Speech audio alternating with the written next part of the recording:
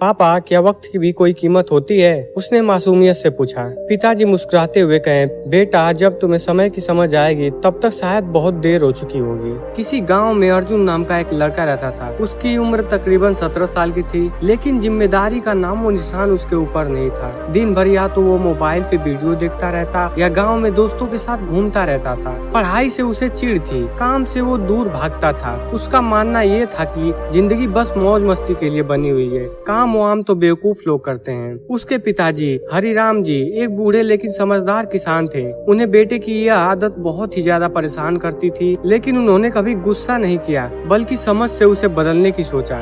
एक दिन उन्होंने अर्जुन को बुलाया और कहा, बेटा, अलमारी में जो घड़ी रखी है ना, उसे जरा बाहर लेकर आओ। अर्जुन ने कहा, क्या करोगे उस पुरानी घड़ी का पापा? पिता बोले, तू बस लेकर आ तो। अर्जुन वहाँ से एक घड़ी लाया जो बहुत ही पुरानी थी, जिसकी चमक थोड़ी फीकी हो चुकी थी, लेकिन वो चल रही थी। पिता बोले, अब तू इसे बाजार लेकर जा और जितने लोगों से मिल सके सबसे इसकी कीमत पूछ कर आ। अर्जुन को लगा ये कोई बेकार सा काम है, लेकिन चलो इससे बोरियत तो दूर होगी। वो बाजार गया और लोगों से पूछना शुरू किया, भाई साहब, इस घड़ी की क्या कीमत होगी? किसी ने कहा 300 रुपए में दोगे, तो एक दुकानदार बोला 1000 रुपए में बेचोगे। एक ने तो मजाक उड़ाते हुए कहा, ये घड़ी तो कबाड़ में डाल दूं। थोड़ी देर बाद अर्जुन घर लौट कर आया और बोला, पापा, किसी ने 300 रुपए कहा, किसी ने 1000 रुपए कहा, पर कोई खास भाव नहीं मिला। पिता मुस्कुराए, कहे, बेटा, ठीक है, अब इसे वापस वहीं रख दो और कल सवेरे फिर मेरे पास आना। अगली सुबह पिता बोले, बेटा, अब इस घड़ी को फिर से बाजार में लेकर जाओ, लेकिन आज किसी से यह मत पूछना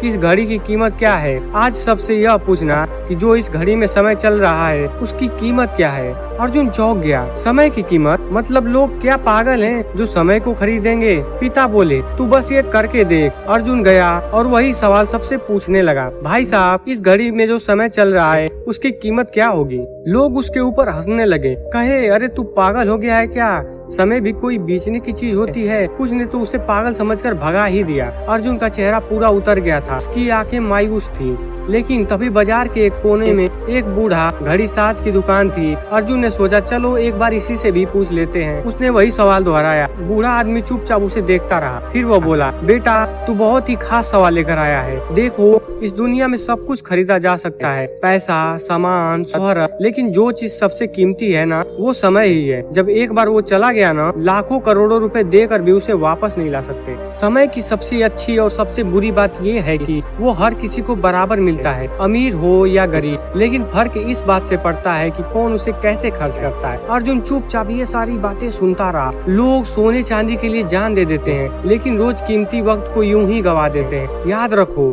वक्त बर्बाद करने वाले एक दिन खुद बर्बाद हो जाते हैं, और जो वक्त को समझ जाते हैं वो चाहे जीरो से शुरू करे, लेकिन हीरो बनकर निकलते हैं। अर्जुन के कानों में जैसे किसी ने आग भर दी हो। उसकी आंखें नम हो गई थी और दिल में कुछ चुभने लगा था। वो दौड़ते हुए घर आया और अपने पिता के सामने घड़ी रखते हुए बोला, पापा, अब मैं सारा कुछ समझ चुका हूँ। घड़ी की कीमत लोग बता सकते हैं, लेकिन उसमें चल रहे वक्त की नहीं। अब मैं अपना हर पल सोच समझ कर जीऊंगा। पिता की आंखों में जैसे चमक आ गई। उसने बेटे को गले लगाया और कहा, अब तू वक्त नहीं गवाएगा, यही मेरी सबसे बड़ी जीत है। दोस्तों, वक्त फ्री है लेकिन बहुत ही अनमोल है।